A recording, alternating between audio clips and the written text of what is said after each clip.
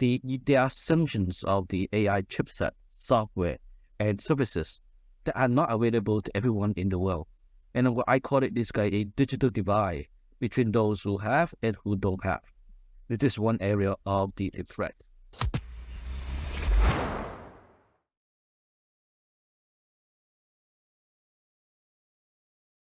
Welcome to Impact Investing TV. Together, we will go on a global adventure, discovering the power of impact investing. You will meet inspiring humans who are shaping a sustainable world for current and future generations. There is no limit to the positive changes when we come together. Let the journey begin.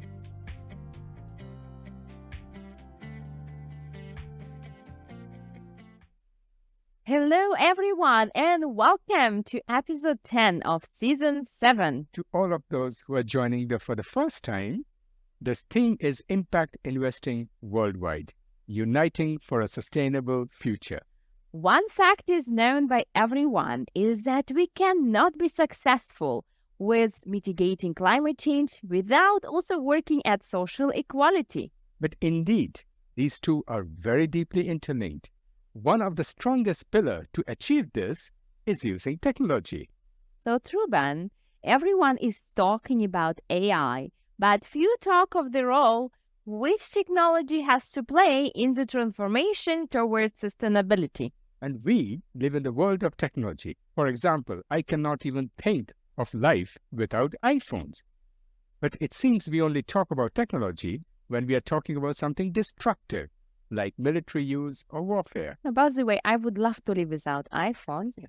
So today, we invited two amazing persons who are working at the use of technology, which is answering to two United Nations Sustainable Development Goals. Goal number 9, industry innovation, and goal number 10, reduced inequalities. And today, we're going to craft the next era of AI. With this, I'd like to welcome Dr. Shan and Dr. Shan. Are you here with us, guys? Yes, we're here. So, Pat and Shan, where are you based at this moment? I'm based in Beijing right now. Okay. And Pat, yourself? I'm in Hong Kong right now. Okay. Fantastic. Let me briefly introduce you to our audience before we start towards this amazing, inspiring topic. I think so many people want to hear more about it, impact and artificial intelligence. So let's start with you, Dr. Shan. You are a regular member of the United Nations Investment Committee, Chairman and CEO of 3TU Technologies, Board Member of Silk Road Finance Corporation. You have also long-term experience in the financial sector and banking, working for such institutions as China Development Bank, also served as Vice Chairman of UBS Investment Bank in Asia, and being CEO of Bank of China International Holdings. Well, a lot of other well-known banks, but we don't have so much time. He has also been on the board of Credit Suisse and UBS, but maybe we should not talk about it now. Right. So, but you're also in government and academia. Now, I'd like also to introduce you, Pat Chan. You are the founder, CEO, and chairman of Borg's Technology. You're also the chief operating advisor of 3TU Technologies. And interesting is to know that you founded Borg's in 2007 and successfully brought it to NASDAQ in August 2017. For those who don't know, what is Borg's? It's actually a global leader in embedded software and products for the Internet of Things. Right, and you also have 20 years of experience in telecom and mobile industry. So both are highly technical persons. Yeah, right. So today, guys, please keep it simple so our dear audience can understand you completely. So Dr. Shan Lee, could you introduce yourself briefly and tell our audience about your company, the 3TU Technologies? Yes. Yeah, I'm a professional banker, but by training, I'm also a technology student. Actually, I studied the Geographic Information Systems PhD program at MIT. I actually helped the U.S. government in both city of Boston and Massachusetts Commonwealth to develop its city planning information system. So I also was one of the pioneers in China's internet industry. Back to 1998, I created one of the first internet company in China. Later on, it was listed on New York Stock Exchange with a market cap of about $10 billion US. So 3.2 is my second technology venture. Actually, the journey started almost 10 years ago. When I saw Nokia, after it's been sold to Microsoft, Microsoft abandoned Nokia's operating system, the MIGO system. The Nokia engineers create a new company based on the open source MIGO system to create a company called Yola, create a new operating system called Selfish OS. I saw this is an opportunity to develop alternative operating system to Android.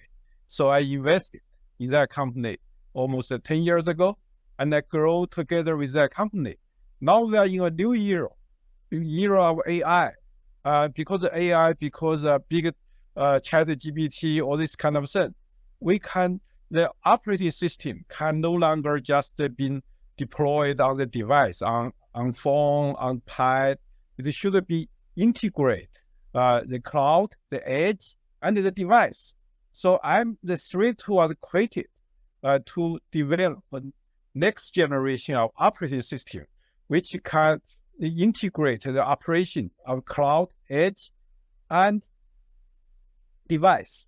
Therefore, we can mobilize the best AI technology and make it accessible to ordinary people. That's what we are doing now. That's fantastic. Now to you, Pat.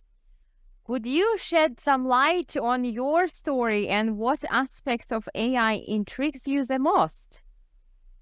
Well, some background myself. I'm a Canadian. First of all, I'm a Canadian.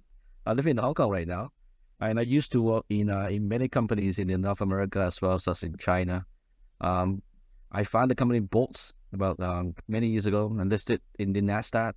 Before that, I was the CTO of another US listed company called UT.com.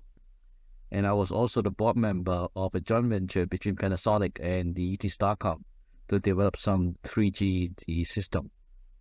And before that, I used to work at Motorola and Nortel in Canada. I think AI is very interesting right now because, as you can see in the industry, it's getting a lot of momentum and it's so pervasive now. And you talk about ChatGPT, and then you talk about the Google, the Bard, the Gemini, and all these things. We see AI everywhere. And we're looking at the core technology right now. I think this will be very pervasive in going forward. In every industry, walk of life, you will see AI being deployed. And this motivates me to actually to do more in AI. I am actually a mathematician. I study mathematics. My graduate studied mathematics. And I find among all the computer technology, AI has the best, the most in-depth mathematics inside. It really intrigued me a lot. We hear a lot of passion here. But considering the wide spectrum of predictions about AI, from one side is a threat, from other side it's an opportunity. What is your perspective on its future, and what opportunities and threats do you, as Pat and as Shan, foresee for global security and global society? I would also add impact here. What do you see as the impact on our society as well? Let me try to answer the questions. In 30 seconds. For a second, that would be very difficult. Give me 2 hours. I was like, we see AI continue to become very sophisticated, and the advancement in areas like the natural language processing, ChatGPT, computer vision, robotics, and the machine learning. These advancements will enable AI to tackle really complicated tasks not before. Now, this is good areas of AI. And then there are enough industry and news about what AI can do, but not too many people talk about the AI threat with respect to the according to the UN, the SDG, Sustainable Development Goals. In fact, I highlight two areas that I think is a major threat. Now, the availability and the accessibility of AI technology can be limited to certain countries as well as certain people. There are functions of the AI chipset, software, and services that are not available to everyone in the world. And I call it this guy a digital divide between those who have and who don't have. This is one area of the threat. The second area of the threat is really related to the data. If we don't have data to be used for your AI system, this AI system can be biased and cause discriminations. This is really a major impact. I mean, the people who don't have the AI technology, to have access to it, they will are being biased by those who have the AI technology.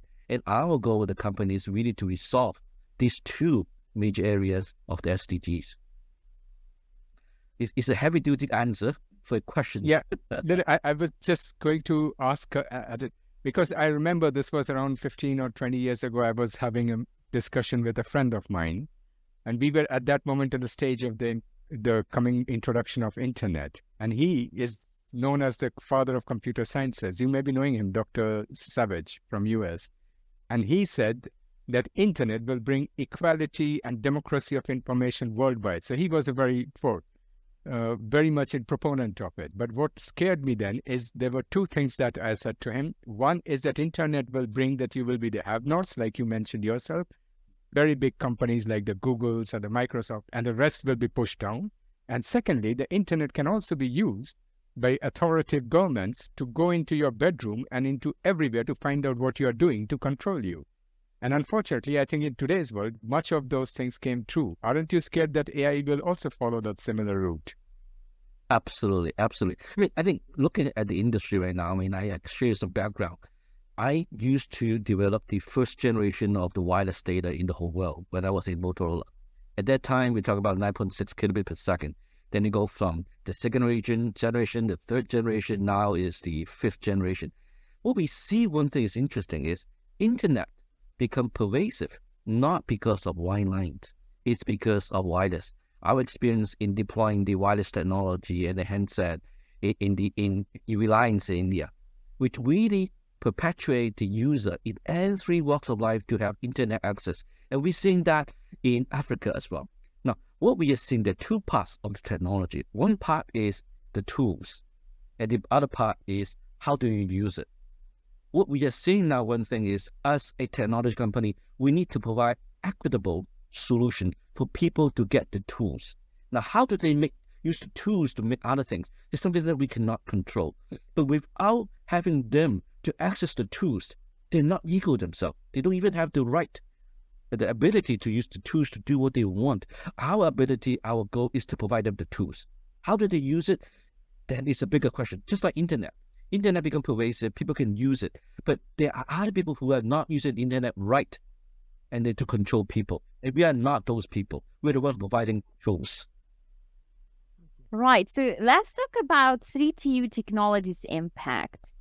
So 3TU strategy, if I understand it correct, is to make affordable AI software and ICT infrastructure, which should be available to everyone. So can you talk more about it? How do you plan to achieve this noble goal? Yeah. Noble goal, yes. It's a very interesting question. Now, first of all, we have to understand why and what are the hurdles to make it affordable and available to everyone. There are two very important aspects of it is the AI chipset and the software are not always available in some countries. Let's say, for instance, you want to build an AI solution in some countries like in China. The US government are not allowing the chip to be shipped to China to develop their own tools. Not only China, there are other countries that cannot access to those chipset. Without those chipset, you cannot develop a good AI solution. Likewise, the software is not only on the AI cloud or AI gateway. You also need the software on the edge device. How do you provide the OS device software that allows the people to make a phone or other IoT products that can be used for the AI? Now, these are two hurdles we have to resolve. Now, and the way we do it is based on, we call it a technology called open source technology. Okay, by leveraging open source technology, something we call the RISC-V technology. RISC-V is a open source chipset technology that everyone can use. It was developed by Berkeley in 2010, and it's actually run by a nonprofit organization right now. They are a group of companies and universities are developing AI chipset based on the RISC-V technology. It's open source, no one can control it, and everyone is equal. Now, we are leveraging this technology chipset and software both on the cloud as well as the edge device. With that hurdle being overcome, people can have access to the technology. No one can control it anymore because everyone can access to a open source technology. That's true. And what are the key technological innovations that 3TU Technologies has developed, and what makes you so unique? Well, first of all, to make the technology actually commercially viable is non-trivial. It's non-trivial. We have developed our own software and based on public domain software together with some universities in China, the Tsinghua University, the best AI and computer schools in the whole world. And we're working with them to develop AI software that can be used in the AI chipset that we work together with them. Now, you remember I would say our peers in the US, they have tons of engineers to develop those kind of AI software. We basically have to reinvent the wheel to do it similar, but not copying them. But because we own our own IP-based open source, how do we develop our own software with similar to our peers in the US, but still capable to support good AI platforms? And there's some technologies that are a bit too difficult. I mean, I don't want to go into technical details, but just imagine the software that we do can be used to support large language model. That is difficult. And the other technology we have developed is very interesting, is we call hybrid computing. You do AI on the device, this is a phone. You do AI on the cloud. Now, we work together to coordinate the AI activity between the two areas to leverage whatever you have on the edge or in the cloud. It is another invention that we have done. Let's become now very practical. So please share with us some concrete examples of how your technology has positively impacted people's lives. That's what at the end matters, right? Yes, that's about it. Technology only matters when it can be usable by people. Yeah. Now, a very simple example. You have an enterprise in Africa. A very simple question. You have a big enterprise in Africa. You want to do a call center. You have a call center to pick up the phone calls from people dialing in and to answer questions, to support them. The entire call center, it can be automated by AI. You can AI to answer the question, AI to handle problems, AI to do this and doing that, okay? And AI can help you to say, hey, the customer call you, say, pay the bill, and you can do it for them, all through AI. Now, the question is, how do they get those cost-effective AI platform, the hardware and the software? They can buy from expensive partners or the peers from the US or from the rest of the world, but we offer them a cost-effective solution. Because it's cost-effective, because we're leveraging open source. How much cheaper? Is it 50% less or 70%? Now, this is a very good question. Our target market is not in the Western world. You don't need us. Our market is in the Asia, Middle East, and Africa. We serve those who cannot afford those technology. This is the area that we want to focus. But isn't there the other side that then if the AI can be the call center, then many people lose their job in Africa and in India and countries like that, which is very much dependent on call centers? Very true. They need to learn new skills, right? Yeah, there's interesting questions. There's a lot of debate in the industry right now whether the use of AI will replace workers or not. I personally don't think so. Because people say internet can replace a lot of things. But no, AI create a lot of new industry. We call it the B2B2C and all these things. Online to offline, offline to online. It create a new paradigms of industry that no one had thought about before. Now what it is, we don't know yet, be honest with you. No one knows. Because the age is coming and we will see soon. But I do believe just like internet, it actually create more jobs. Yeah, that's true. And continue with the impact. So what global societal impact do you anticipate? We don't know, but what do you anticipate at least your technologies would be having in terms of digital equality and improving lives? A very good question. Now, I see people in the Western world can use ChatGPT, all this AI technology. I see the people who cannot afford it, who cannot access it in a lot of places in the world. They're stuck. They just cannot even use ChatGPT because it's not open to them. One, it's not accessible to them because being stopped by the company. Two, it's too expensive. You have to pay to use ChatGPT. Okay, it's not free. But our technology allows them to build their own AI model in the countries. They can have their own African ChatGPT. And the content is based on the African content, not the Western world content. And it's not biased anymore. But that is equality to people who really need it locally and not biased by another world. This is what we're trying to do. But is it free then or not? Continue on the pricing topic. So that's a very good question. Now, there's always a cost factor in actually maintaining the solution. And the question is, now you look at ChatGPT right now, you have to pay ChatGPT every month to get the good services. But what we're promoting to them is we give them the platform. They build their own ChatGPT themselves. The African country, they build themselves. We are not charging them for what they're building because their own proprietary information, the model, they own them. We don't own them. We're basically providing the tools. They use the tools to build their house. And we charge them the tools, the hammer, once. And the house belongs to them. We're not building a hotel for them. They use their own hotel. Exactly. And let's talk about your business model. So in what market are you currently present and who are your clients? Good question. Now, because we have a lot of R&D people in China and some myself, we are in this part of the region. Our first market is definitely in China, Greater China. Okay, because as you can also aware that there are some technology that's not available, AI technology that's are not available in China. And therefore we see this is a huge market already. It's the first market we want to go into. And the second market we want to go to is actually Middle East as well as the Africa. Now, back to what kind of business we want to do. Very simple. Back to our example, call center. There are many companies in China or in the world. They need to build a very simple call center. I'm sure you've tried to use many call center before, and they're quite dumb. You always say, press 2 to do this. Then you say, I want to do something different. Then you say, go back to press 0 to talk to some operator. But no one listens to you when you press 0. But with AI, it can be more versatile.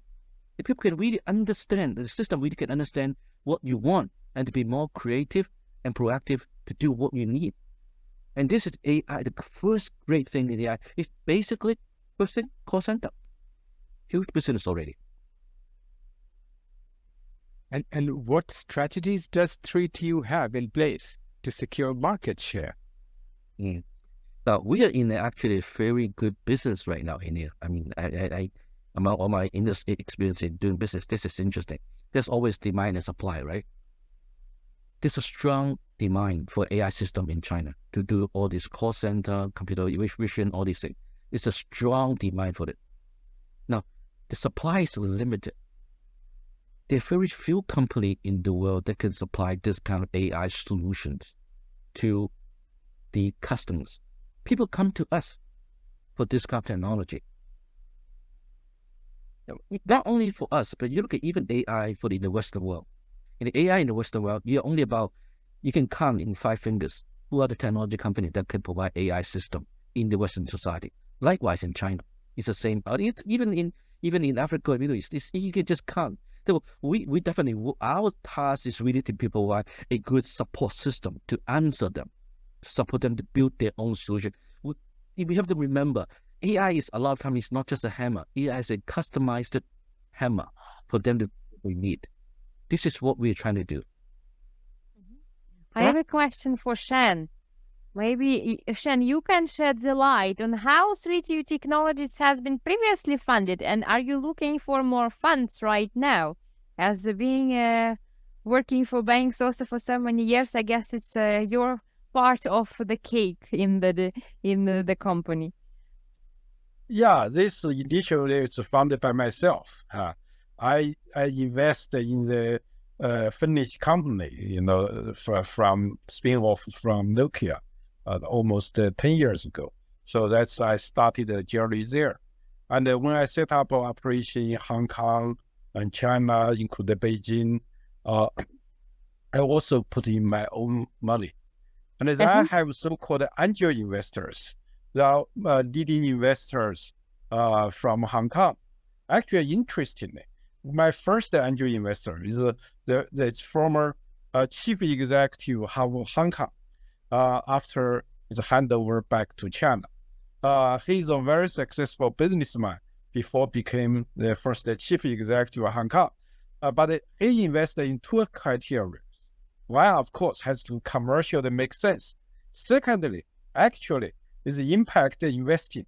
He wants to, because he was a chief executive, he wants to invest in companies which can bring social good to Hong Kong and to place beyond Hong Kong. So he found our purpose and our technology fits perfectly with his investment philosophy.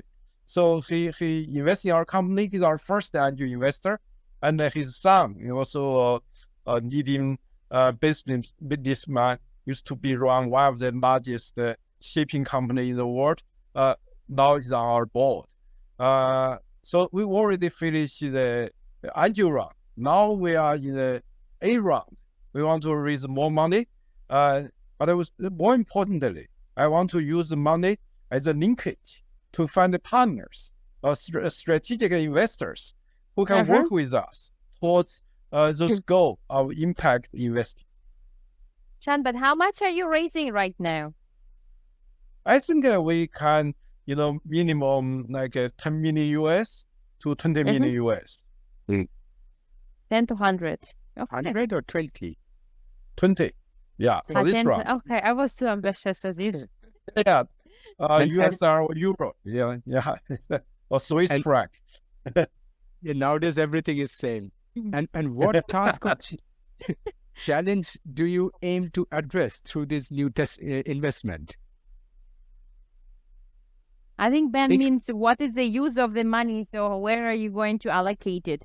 More marketing or developing more your product technology? So how the money will be used?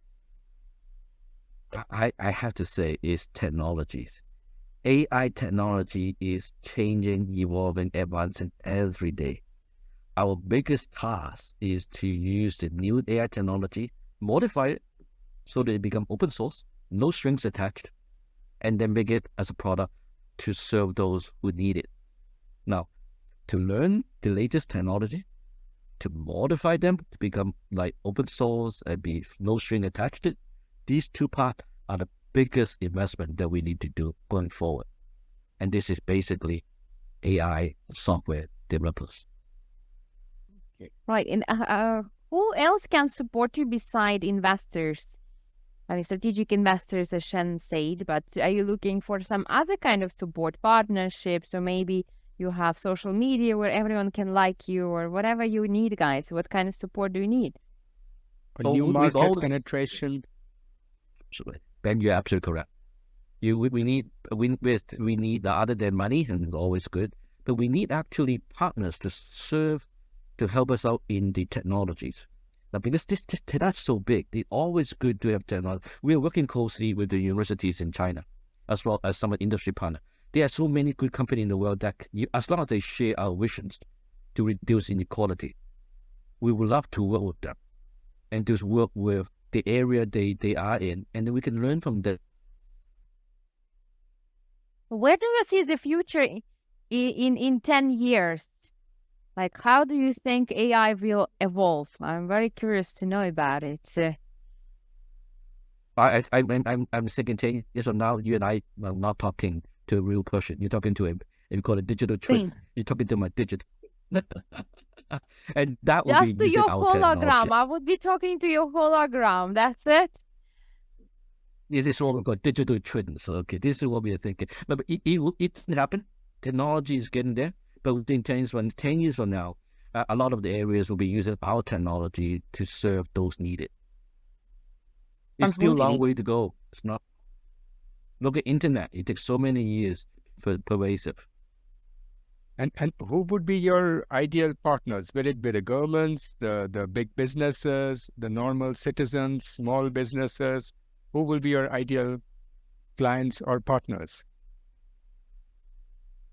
I think the most important one is actually the one that actually can use our technologies to serve the needs. Now, we have limited access to who need these technology. We know in this region quite well, but we in the Africa, in the Middle East, and those are the companies that can actually bring us to talk to those people who need. Of course, financing is important because other people those over there need financing as well to buy some of the basic equipment. But together we work together to serve them, to serve the customer. This is what we need. But can you please share any call to action message for our global audience? Absolutely. Join us in the fight against digital inequality caused by AI. Let's work together towards a future where AI benefits everyone, regardless of their background or socio-economical status. Amazing. Thank you. Thank you for sharing that. Thank you very much. What your call to action would be, Shan? I think that fundamentally we need new technology and make it accessible by ordinary people to basically to make AI as a tool, most powerful tool, reduce inequality rather than to increase it. So with that in mind, so when we develop our products, we'll think about on the one hand to leverage the power of big data, cloud, AI. On the other hand, to make the device is very accessible, or device and the service very accessible to ordinary people at a very low, even zero cost if possible. So I think this is quite a noble course. So I really welcome investors can share our vision and to support us and to realize our dream together. Sounds amazing. Great. Thank you very much, guys, for joining us today. I'm looking forward to connect with you in 10 years for sure, but hopefully earlier, so we can still talk in person. And yeah, I think AI never will have a heart like humans do, even though it can support us a lot. So thank you very much, guys, and we see you soon. Dear viewers, with this we finish the 10th episode of season 7. And wait for our next episode. And thank you very much for watching us. Will it be the Christmas episode, by the way? Next one in New Year? It will be a surprise. So stay tuned and bye for now. Bye for now. Hey, we hope you have been inspired by the remarkable stories that shape impact investing worldwide. Make sure you subscribe to our channel not to miss any future episodes. Contact us if you want to support our guests or be the next TV show guest yourself. Join the awesome impact community and invite your friends to do the same. You can find us on TikTok, LinkedIn, YouTube, Facebook, Spotify, podcast, anywhere in your favorite social media. We'll look forward to sharing the next episode with you. And remember, Together, we create a truly sustainable future.